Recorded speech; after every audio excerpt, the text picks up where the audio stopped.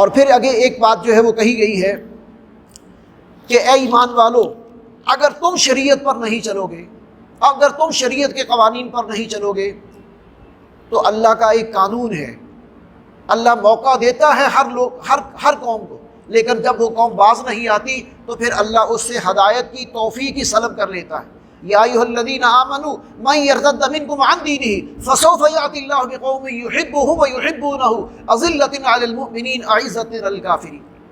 اے ایمان والو، اگر تم مرتد ہو گئے، اگر تم پھر گئے، اگر تم شریعت پر جو ہے وہ عمل کرنے والے نہ بنے تو اللہ کسی اور قوم کو توفیق دے دے گا، وہ اسلام قبول کر لے گا۔ اسلام اتنی بڑی نعمت ہے، اللہ تمہارا محتاج نہیں ہے۔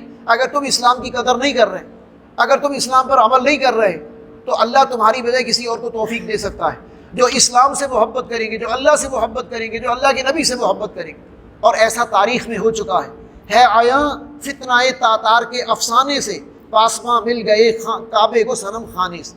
اللہ نے تاتاریوں نے مسلمانوں کی اینٹ سے اینٹ بجائی، مسلمانوں کو تہہ تہ کیا، بعد میں اللہ نے انہیں ہلاکو خان اور چنگیز خان کی نسلوں کو اسلام قبول کرنے کی توفیق دے دی، اور وہی اسلام کے محافظ بن گئے۔ یہ ترک سارے وہی تو ہیں، اور کون ہیں؟ اور ارطغرل تو آپ لوگ دیکھ ہی چکے ہیں کہ بعد میں ان میں سے کون جو ہے وہ اینڈ پر مسلمان ہوتا ہے۔ جی، تو نفاذ شریعت کی جو برکات ہیں اس کے بارے میں اشارہ کیا جا رہا ہے کہ نفاذ شریعت سے اللہ تعالیٰ کی رحمتیں شامل ہوتی ہیں، اللہ کی رضا شامل ہوتی ہے۔ اللہ تعالیٰ زمین کے خزانے بھی اگل دیتا ہے، آسمان سے بھی رحمتیں نازل کرتا ہے۔ زمین بھی فصلیں خوب دیتی ہے، زمین بھی خزانے اگل دیتی ہے، آسمان سے بارشیں ہوتی ہیں، کسی چیز کی کمی نہیں رہتی جب لوگ اللہ کے دین کے مطابق زندگیاں گزارتے ہیں۔